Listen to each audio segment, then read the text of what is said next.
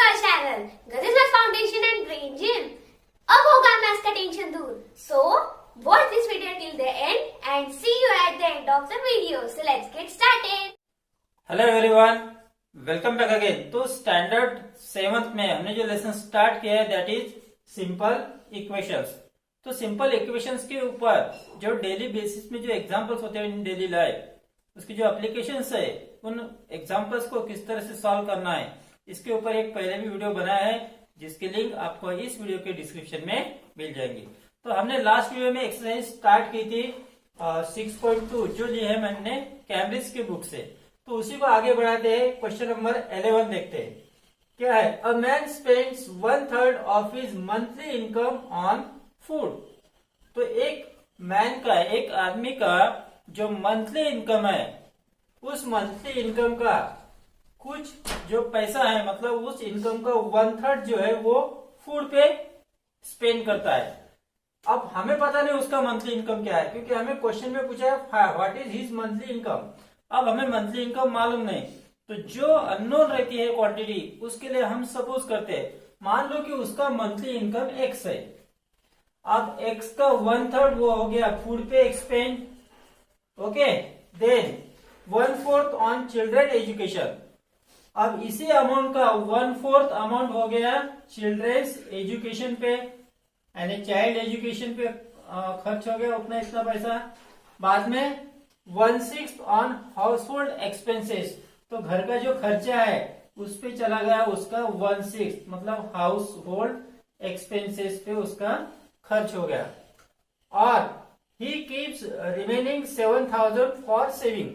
और बाकी जो पैसा है इसी में से, उसमें से 7,000 रुपीज उसने सेविंग कर दी, मतलब हर महीने वो इतना सेविंग करता है. तो हमें पूछा है कि उसका मंथली इनकम क्या है. तो अब ये जो सारा पैसा है, इन सारे पैसों को अगर आप जोड़ दो तो ये हो गया उसका टोटल इनकम. ठीक है, तो हमें इससे इक्वेशन मिल जाएगा कि 1/3, 1/4, 1/6 plus 7,000 is equal to total monthly income. Okay, so first we will see, let his monthly income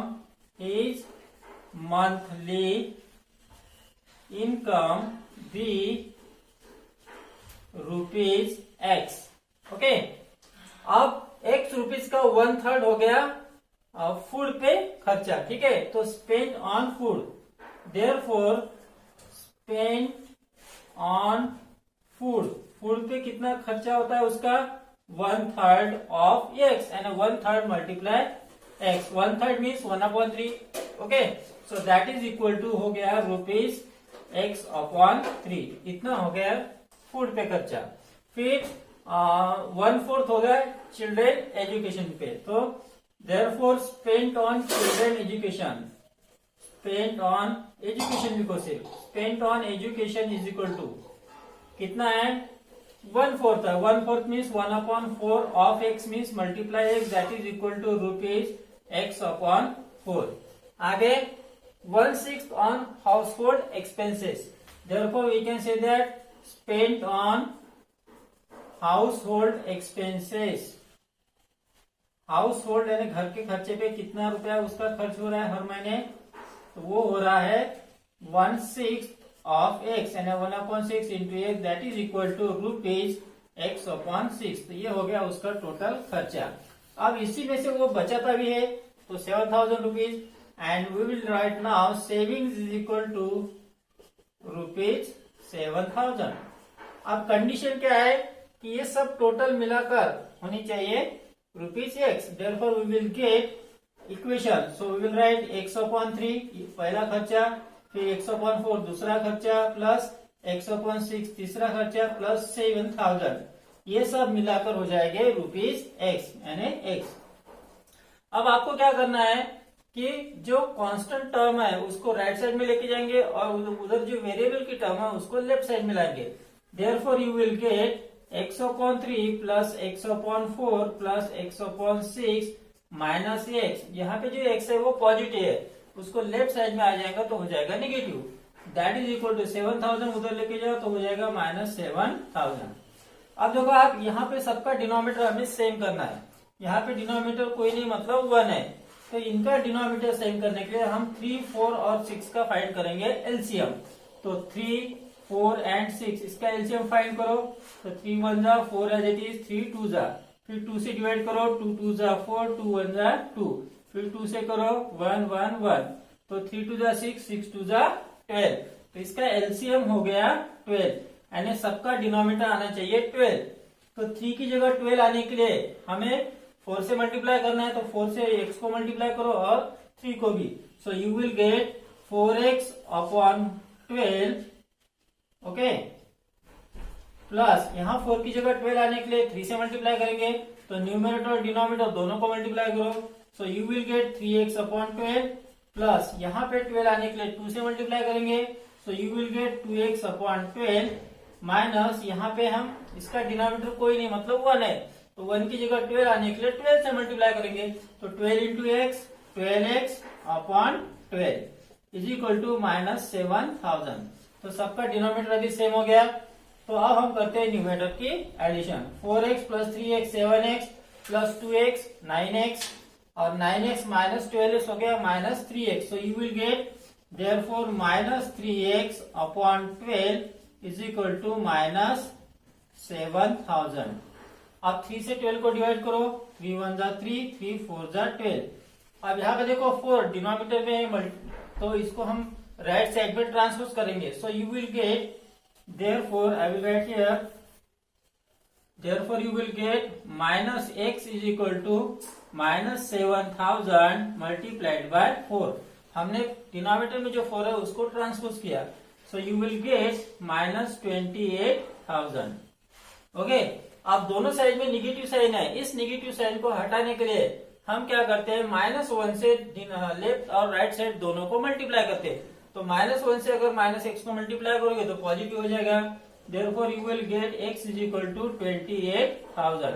तो दोनों साइड में जब माइनस साइन होता है उसको अगर हटाना है तो आप -1 से दोनों साइड को मल्टीप्लाई कर लो। सो x की वैल्यू आ गई 28,000, यानी उसका मंथली जो इनकम हो गया वो हो गया 28,000। Therefore we can write last answer, his monthly income is ₹28,000।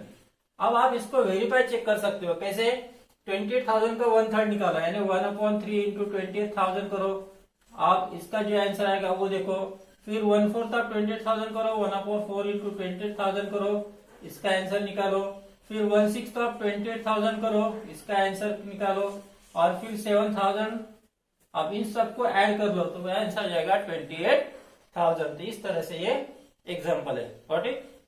Now we will say next question, that is question number 13 on dividing a certain number. मतलब एक ऐसी नंबर है, पता नहीं कौन से नंबर है, लेकिन उसको अगर आप 13 से डिवाइड करो तो आपको क्वेश्चन मिल जाता है, क्वेश्चन मिलता है 18 और रिमाइंडर रहता है 7। ये नंबर हमें फाइंड करनी है। अब इसको कैसे फाइंड करेंगे? अब ये पता नहीं कौन सी नंबर, मान लेते हैं कि जो अननोन क्वांटिटी है उसके लिए x लेते हैं। So we will write first, let a certain number be, let a certain number be x। वो नंबर हमने ले ली x। अब x को हमें 13 से डिवाइड करना है, तो क्वेश्चन आ जाता है 18 और रिमाइंडर आता है 7। तो इसके लिए हम क्या करते हैं, हमारे पास जो फार्मूला है डिविडेंड का, तो जिसको हम डिवाइड करते हैं वो तो डिविडेंड हो गई, यानी डिविडेंड हो गई x। ठीक है, so we will write formula, dividend is equal to formula क्या है हमारा, dividend is equal to divisor multiply quotient plus remainder. हम इस फार्मूले का यूज कर सकते हैं, ये हमने 3rd स्टैंडर्ड से पढ़ा है। ओके, सो इसमें वैल्यू पुटअप करो, डिविडेंड तो x है, इज इक्वल टू डिवाइजर कितना है, डिवाइड कितने से कर रहे हैं 13 से, क्वेश्चन कितना आया है 18 और रिमाइंडर कितना है 7। सो दिस इज हमारा इक्वेशन बन गया। इसको आप आसानी से सॉल्व कर सकते हो। तो 18 मल्टीप्लाई 13 करो, 104 आ जाएगा, यहाँ पे 4 कैरी हो गया 10, 13 1 जा 13, 13 प्लस 10 23। तो आंसर आ गया यहाँ पे 234 प्लस 7 करो, सो you will gate 241।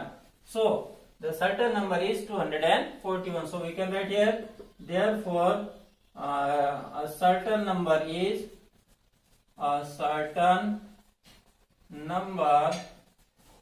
is 241. Now we will see next question. That is question number 14. Find 4 consecutive odd numbers whose sum is 40. अब हमें ऐसे 4 consecutive odd numbers फाइंड करना है जिसकी सम 40 आती है. अब consecutive numbers क्या होते हैं वो सुन लो पहले. जैसे हमने यहाँ पे लिखा 1 2 3 4 5 6 dot dot dot. These are consecutive natural numbers. Okay. अब मैंने कहा आपको कि consecutive even numbers कौन से है. तो consecutive even numbers में जैसे अभी 0 2 4 6 8 10 ये हो गए consecutive even numbers. ठीक है. फिर consecutive odd numbers क्या होते हैं जैसे 1 3 5 7 9 11. These are consecutive odd numbers. अगर मैंने आपको पूछा कि consecutive prime numbers कौन से है तो consecutive prime numbers are 2 3 5 7 11 13 इस तरह से. लेकिन इसमें एक फिक्स पैटर्न नहीं होता है. इन बाकी के नंबर्स में फिक्स पैटर्न है. वो कैसे? यहाँ पे नेचुरल नंबर में देखो तो हर एक नंबर 1 + 1 करके आती है. इसमें देखो इवन में तो हर एक नंबर +2 करके आती है. और ऑड में देखो तो वहां पे भी हर एक नंबर +2 करके आती है. तो इस तरह से कॉन्जिक्यूटिव इवन और कॉन्जिक्यूटिव ऑड है. अब हम देखते हैं कि हमें चाहिए 4 कॉन्जिक्यूटिव ऑड नंबर्स. अब ये हमें पता नहीं है कि पहले ऑड नंबर कौन से है तो उसको पहले हम सपोज करते हैं. सो हम 4 कॉन्जिक्यूटिव ऑड नंबर लिख लेते हैं. Let 4 consecutive odd numbers are 4 consecutive odd numbers are कौन कौन से है. पहली तो x हो गई. अब x के बाद वाली कौन सी आएंगी. जैसे मैंने कहा था कि पहले को ऑड 1 है तो 1 के बाद कौन सी आती है 3. तो ये कैसे आ गई +2 करके. 3 के बाद कौन सी आती है 5. ये भी कैसे आई +2 करके. तो +2 का पैटर्न चलता है. So first consecutive odd number is x. Second will be x +2. तो तीसरी कौन सी रहेंगी x +2 +2 यानी हो गया x +4. फिर चौथी रहेंगी and will write x +6. Okay. So ये हमने नंबर्स सपोज कर लिए. अब इन नंबर्स की एडिशन आती है 40. So therefore we will write here according to condition you will get x + x +2 + x +4 + x +6. ये चारों कॉन्जिक्यूटिव ऑड नंबर्स की जो एडिशन है दैट इज इक्वल टू 40. ये मिल गया हमें इक्वेशन. तो वर्ड प्रॉब्लम से सबसे पहले हमें फॉर्म करना होता है इक्वेशन. अब यहाँ पे लाइक टर्म्स की एडिशन कर लो. तो यहाँ पे x x x x तो हो गया 4x. और फिर जो कांस्टेंट नंबर है उनको ऐड करो. 2 + 4 6 6 + 6 12 दैट इज इक्वल टू 40. अब हम +12 को ट्रांसपोज करेंगे. Therefore you will get 4x equal to 40 - 12 that is equal to. अब 40 - 12 होता है 28. अब यहाँ पे 4 से ट्रांसपोज करो क्योंकि हमें सिर्फ x के वैल्यू फाइंड करनी है. Therefore you will get x equal to 28/4 that is equal to 7. तो हमें पहली जो कॉन्जिक्यूटिव नंबर है that is x. Therefore we can say that 4 consecutive numbers are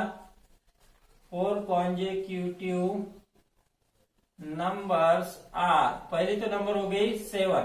अब दूसरी 7 + 2 तो हो जाएगी 9. तीसरी 7 + 4 that is 11 and fourth number जो हो जाएगी 7 + 6 that is 13. So these are the 4 consecutive odd numbers. अब आप इसको चेक भी कर सकते हो. वो क्या करना है आपको. आप चेक करते समय इन चारों की एडिशन करो. 7 + 9 + 11 + 13 कितना आता है. 13 + 7 20, 11 + 9 20, 20 + 20 40. तो चारों की सम आ गई 40. Got it? Now we will see question number 19. A box contains ₹1 coins and ₹2 coins whose total value is ₹70. तो एक ऐसा बॉक्स है. अब इस बॉक्स में ₹1 के भी कॉइन है और ₹2 के भी कॉइन है. अब ₹1 के कितने कॉइन है और ₹2 के कितने कॉइन है हमें पता नहीं. लेकिन इसमें जितना पैसा है उसकी टोटल वैल्यू अगर करें तो वो आ जाती है 70। आगे क्या कहा है, if the number of ₹1 coin is 5 times that of ₹2 coin. अब ₹1 के जितने भी कॉइन है वो ₹2 के 5 टाइम्स है, यानी ₹2 के जितने कॉइन है उसका 5 टाइम्स हो गया ₹1 के कॉइन। यानी मान लो ₹2 के अगर 10 कॉइन है तो उसका 5 टाइम्स यानी 50 कॉइन हो जाएंगे ₹1 के। तो इस तरह से if the number of ₹1 coin is 5 times that of ₹2 coins, find the number of coins of each type. तो हमें पता लगाना है कि ₹1 के कितने कॉइन है और ₹2 के कितने कॉइन है। अब कंडीशन जो दी है उसका यूज करो। ₹1 के कॉइन ₹2 के कॉइन के 5 टाइम्स है, तो जिससे रहता है उसको सपोज करो। तो हम ₹5 के कॉइन सबसे पहले सपोज करेंगे। So will write here let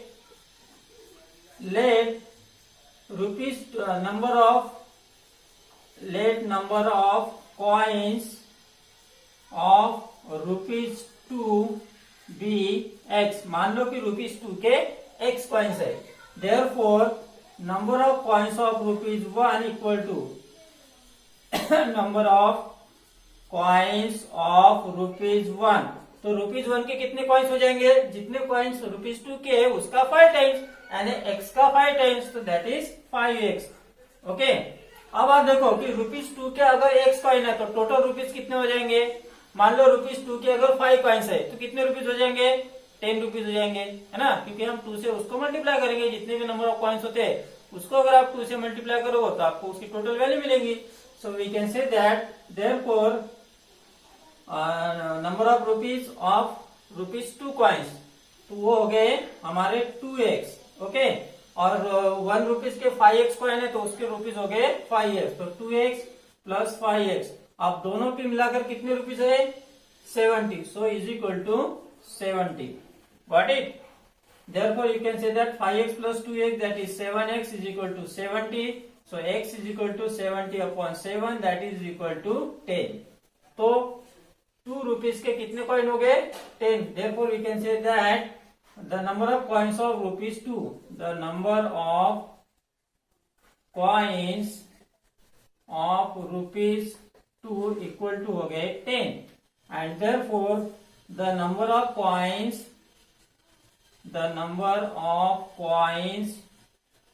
of ₹1 is equal to 1 rupees के कितने कॉइन्स है, 5x, यानी 5 multiplied 10 that is equal to 50। अब देखो 1 रुपीज के 50 कॉइन है तो 50 रुपीज हो गए, और 2 रुपीज के 10 कॉइन है तो 20 रुपीज हो गए। 50 रुपीज और 20 rupees that is total 70 rupees. Got it. So, how was today's video? If you loved it, then don't forget to like this video and don't forget to share this video and don't forget to subscribe our channel Gagan Math Foundation and Brain Gym। और आप मुझे comment section में बताना कि आपको हमारे videos कैसे लगते हैं और हम नेक्स्ट वीडियो कौन सा बनाएं। तो मैं मिलती हूँ आपको मेरे नेक्स्ट वीडियो में, तब तक के लिए टेक केयर, बाय बाय।